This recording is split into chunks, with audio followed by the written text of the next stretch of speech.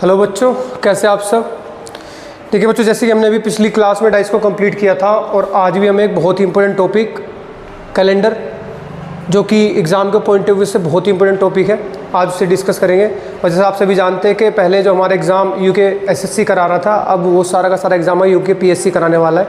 तो अब थोड़े चेंजेस आएंगे, लेकिन कोई भी चेंजेस हमारी इसमें नहीं आ सकता, क्योंकि हम जो पढ़ाएंगे, हम जो बता रहे हैं वो हर उसमें कोई भी आयोग कराए वो सबके लिए सिमिलर रहेगा। ठीक है, जितना लेवल में बताऊंगा, कोई भी एग्ज़ाम करा ले, कोई भी आयोग एग्ज़ाम करा ले, उससे बाहर कुछ नहीं आ सकता, इसलिए आप लोग बेचिंत रहो। ठीक है, अपनी थोड़ी पढ़ाई बढ़ा दो, क्योंकि यूपीपीएससी के पास बहुत मैटर है पूछने के लिए, वो बहुत अच्छे तरीके से क्वेश्चन को पुटअप करता है, तो आप लोग को दिक्कत करने वाली कोई बात नहीं है। ठीक है, तो चलो शुरू करते हो। देखो, जैसे कि आपको पता है कि SSC-GD आने वाला है, दिसंबर में अनाउंस हुआ था कि दिसंबर में उसके फॉर्म निकल जाएंगे, उसके लिए आप लोग रेडी रहो। उसमें भी 25 नंबर की रीजनिंग आनी है और 25 नंबर की हिंदी आनी है, वो लोग हम यहाँ पे कवर करते चलेंगे। यही हिंदी और यही रीजनिंग उसमें भी अच्छी तरीके से काम करने वाली है। बच्चे 25 नंबर की आपकी जीके और 25 नंबर का आपका मैथ भी मैं जल्दी इस पर चालू कर दूंगा, और 25 नंबर की आपकी जो जीके है वो आशीष सर पहले चालू कर चुके हैं। आप लोग सारी वीडियोस को लगातार कंटिन्यू देखते जाइए और सारे सिलेबस को हम इसी तरीके से कवर कर लेंगे। ठीक है, तो चलिए शुरू करते हैं। कैलेंडर, आज हम हेडिंग लगा दो आप लोग, कैलेंडर। आज से देखते हैं कि हाँ भी क्या क्या मामला इसके अंदर था, क्या क्या नहीं। तो देखो, अगर मैं बात करूँ दुनिया के सबसे पहले कैलेंडर की, तो दुनिया का सबसे पहला कैलेंडर जो था, दुनिया का सबसे पहला कैलेंडर तो किसने बनाया था? वो बनाया था जूलियस ने। उस व्यक्ति का नाम क्या था? जूलियस। ये पहला आदमी था जिसने कैलेंडर बनाया था। फिर एक वैज्ञानिक, एक साइंटिस्ट हो, जो भी मैथमेटिशियन है, जो भी मान सकते हो, उसका नाम था जूलियन। अभी जूलियन भाई साहब आए और उन्होंने पहले लीप वर्ष की बात की। लीप वर्ष की बात करने वाले, लीप वर्ष की बात करने वाला कौन था भी? जूलियन। तो ध्यान रखना, पहला कैलेंडर किसने बनाया था? जूलियस ने। और लीप ईयर की बात किसने की थी? जूलियन ने की थी। ठीक है, अगर मैं बात करूं दुनिया भर में कौन सा कैलेंडर चलता है, तो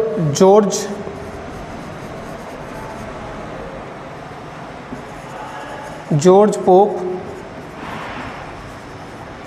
ग्रिगोरियन 13 का कैलेंडर दुनिया भर में चलता है। ठीक है, जिसकी डेट क्या है? 01/01/0001, और दिन क्या बैठता है इसका? सोमवार, मंडे।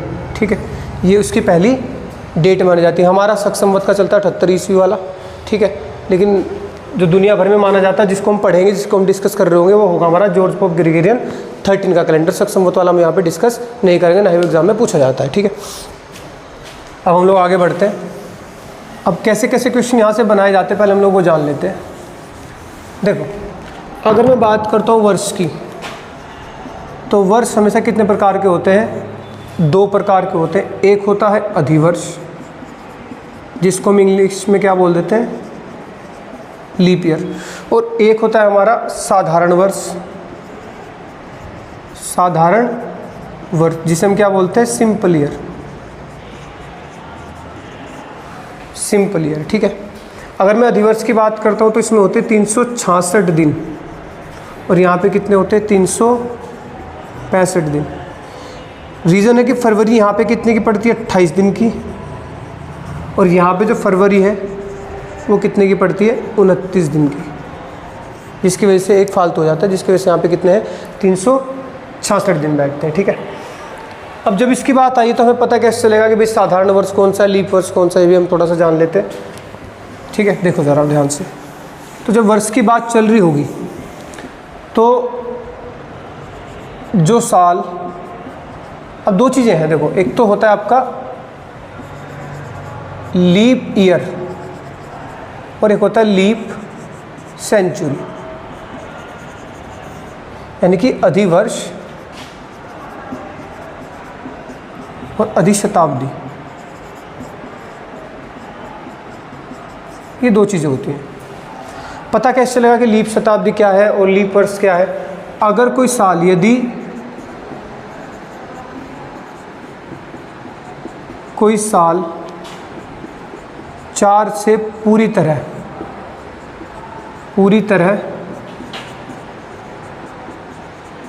विभाजित हो, यदि कोई साल 4 से पूरी तरह विभाजित हो तो वो क्या कहलाएगा आपका लीप ईयर। एग्जाम्पल के तौर पे मैं बता देता हूँ, जैसे 1904 है, 2016 है, ठीक है, 1976 है, 2024 है। इन साल को देखो आप लोग, अब 4 से जब आप इन्हें काटोगे तो पूरे पूरे कट रहे होंगे। देखो 4 चौक 16, बचे 3 30, 4 7 28, बचा 2 26, 24 हो गया।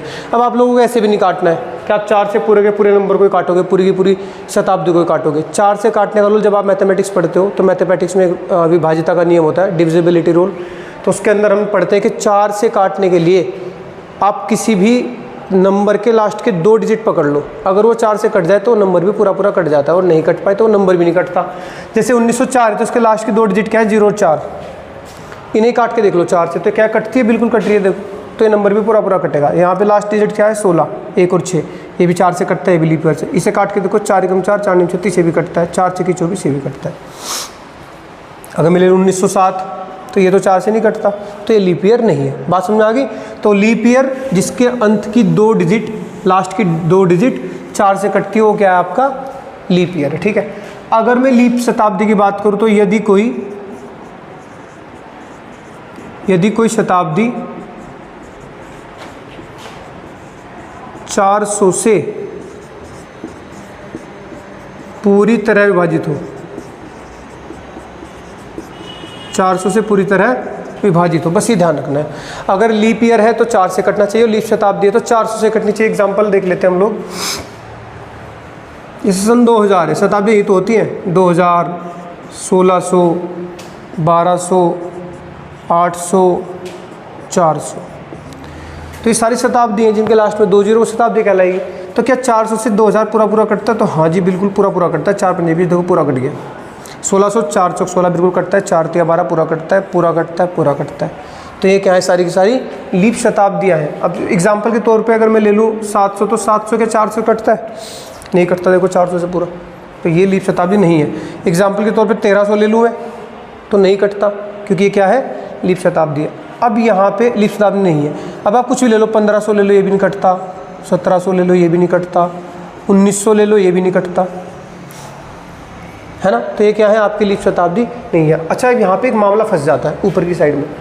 जैसे मैंने बोला कि भाई किसी भी साल के अगर अंत की 2, किसी भी ईयर की अंत की 2 डिजिट अगर 4 से कट जाती है तो वो क्या कहलाएगा, लीप वर्ष कहलाएगा। तो एक डाउट यहाँ पे बनता है कि जी सर 1900 है जैसे, तो इसकी लास्ट की 2 डिजिट क्या है, 00, तो ये तो 4 से पूरी कटती है, तो ये तो लीप ईयर होना चाहिए, और ये लीप ईयर है नहीं है, लीप ईयर नहीं है। ऐसा क्यों? क्योंकि भाई ये क्या है, ये शताब्दी है, ये कोई साल नहीं है। लास्ट में क्या लगी हुई है, 20, तो जब लास्ट में 20 लगी हुई तो आप 4 से काटने का कंसेप्ट तो लगा ही नहीं सकते, आपको यहाँ लगाना पड़ेगा 400 से काटने वाला कंसेप्ट। तो ये 4 से तो कट रहा होगा भले ही, लेकिन ये 400 से तो नहीं कट रहा, ये शताब्दी है। और शताब्दी किससे काट के देखनी है, 400 से। देखो 400 से नहीं जाएगी, 20 कट गए, 19 4 से कटता ही नहीं है। कटने का मतलब होता है पूर्ण संख्या तरीके से आनी, पॉइंट नहीं बननी चाहिए, दशमलव नहीं आनी चाहिए। कट तो ये जाएगा लेकिन दशमलव बन जाएगी। बात समझ आ रही है? तो दशमलव नहीं बननी चाहिए। तो ध्यान रखना है, लीप शताब्दी है तो 400 से काटना है, और लीप ईयर है तो 400 से काटना है, ठीक है, ये बात ध्यान रखनी है। चलो आगे बढ़ते हैं हम लोग। तो ये तो बात समझ आ गई भाई कि लीप शताब्दी क्या होती है, लीप ईयर क्या होता है, और साधारण वर्ष क्या होता है, ठीक है। अब हम बात करते हैं कि किसी भी 2 संख्याओं के बीच में लीप ईयर को निकाला कैसे जाता है।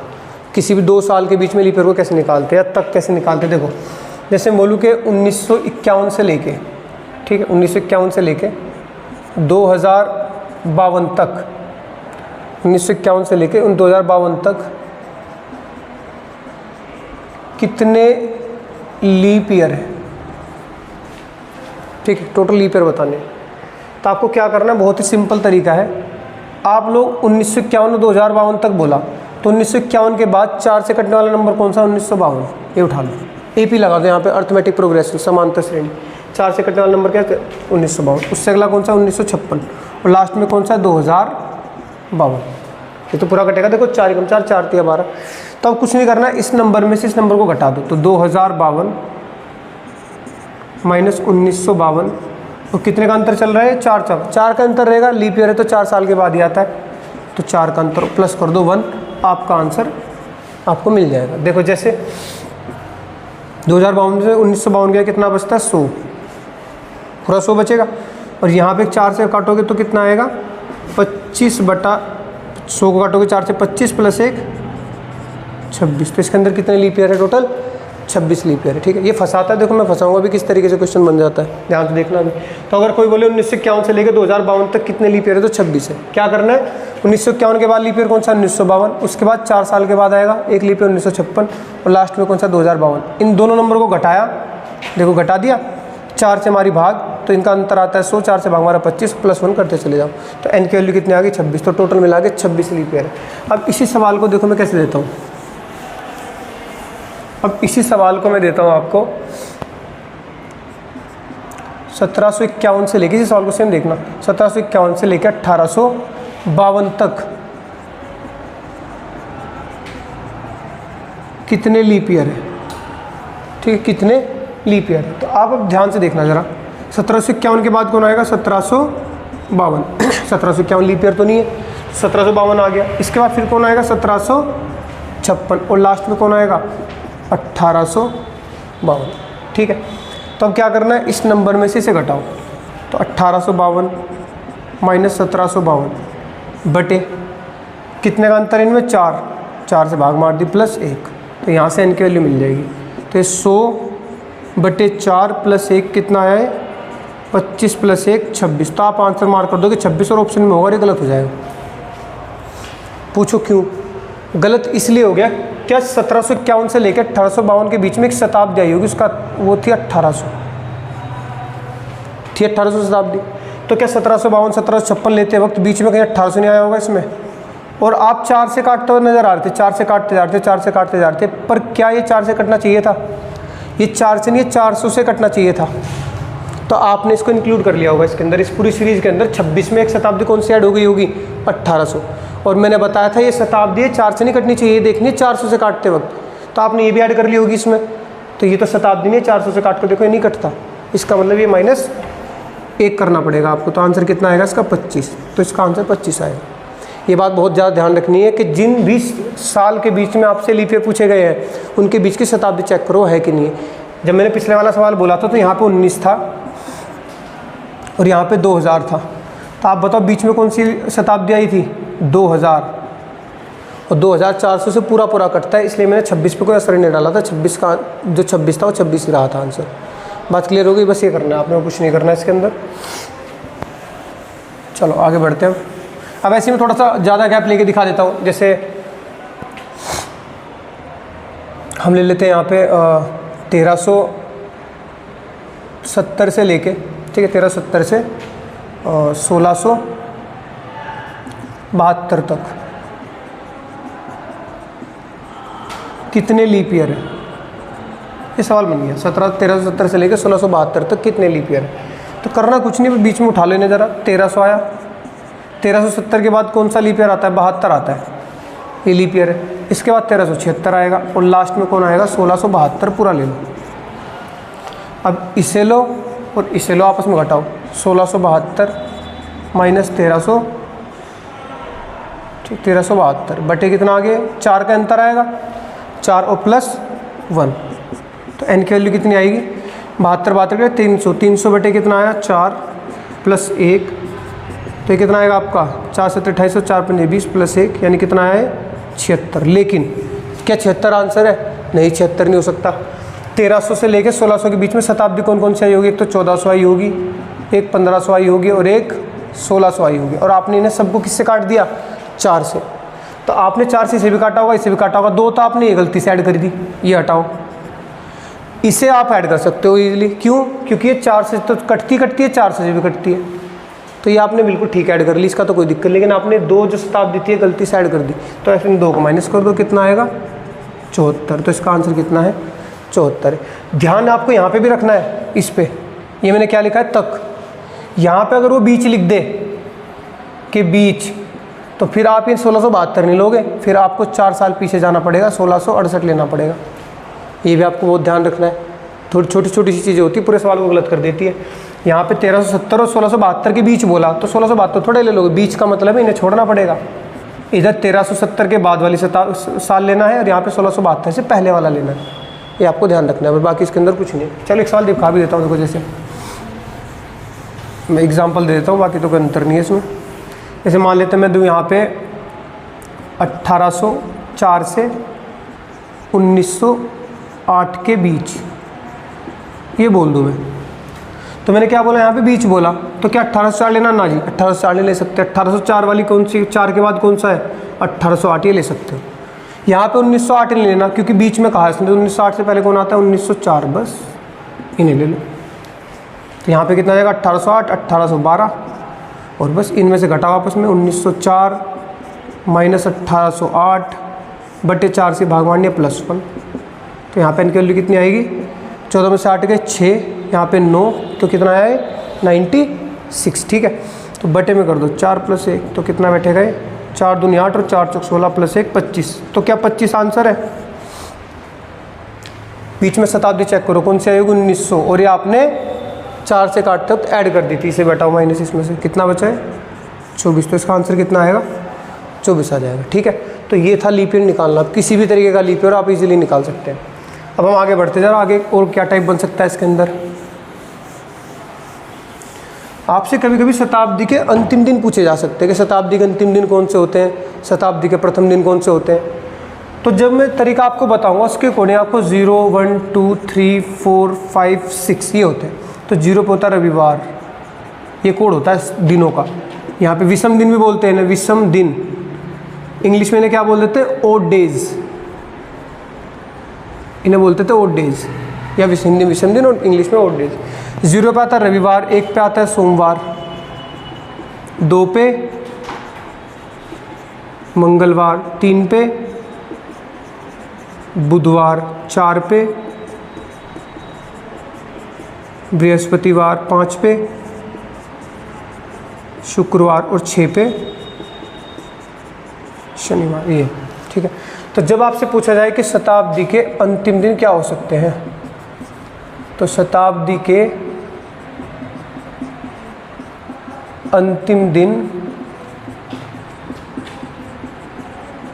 क्या हो सकते हैं, ये पूछ लिया आपसे सवाल, ठीक है। तो आपको एक कोड रखना है, देहरादून का एक कोड होता है 0135, देहरादून का जो कोड है वो कितना है 0135, ये नंबर याद रखना, या फिर इतना रख लो कि विषम संख्या है 1, 3, 5, 0 को छोड़ के, 0 सम संख्या होती है। तो 0 पे कौन आ रहा है, रविवार जी, तो रविवार हो सकता है एक, तो एक सोमवार, फिर बुधवार, और उसके बाद शुक्रवार, ठीक है। तो यानी किसी भी शताब्दी, जैसे मान लेते 1900 शताब्दी खत्म हुई, तो जब 1900 शताब्दी खत्म होगी तो उसकी अंतिम जो तारीख होगी उसमें इन्हीं 4 में से कोई दिन हो सकता है, बाकी कोई नहीं आ सकता। फिर एक सवाल बन जाता है कि जी प्रारंभिक दिन क्या हो सकते हैं शताब्दी के, शताब्दी के प्रारंभिक दिन, तो बस उल्टा कर दो प्रारंभिक दिन। तो बचे नंबर कौन कौन से हैं, 2, 4, 6, लेकिन 1 अभी भी आएगा, ये दोनों में कॉमन होता है 1, यानी सोमवार एक ऐसा दिन है जो शताब्दी का पहला दिन भी हो सकता है और अंतिम भी, ये तो कॉमन है। तो 1 पे आ गया कौन, सोमवार, यहाँ पे मंगल, यहाँ पे बृहस्पति आ गया, 6 पे शनिवार। तो बस आपको ध्यान रखना है, शुरुआती दिन हो सकते हैं रविवार, सोमवार, बुधवार, शुक्रवार, और अंतिम दिन और शुरुआती हो सकते हैं सोम, मंगल, बृहस्पति और शनि। और ध्यान रखना सोमवार दोनों में कॉमन है, बस ये बात ध्यान रखनी है, ठीक है। अब इसके बाद एक आपका बचता है कि भाई कोई भी दिन जो है साल में कितनी बार रिपीट हो सकता है एक साल के अंदर। बहुत सी चीज़ें हैं अभी कैलेंडर के अंदर, भी तो शुरुआत हम लोगों ने की है, धीरे धीरे आपके पार्ट आते जाएंगे इसके कैलेंडर के, हम धीरे धीरे डिस्कस करते जाएंगे, बहुत ही डिटेल में मैं आपको कैलेंडर बताऊँगा, अच्छे से नोट्स बनाना प्यारे प्यारे से, ठीक है। और मिलते हैं हम लोग नेक्स्ट वीडियो में, जब तक के लिए धन्यवाद।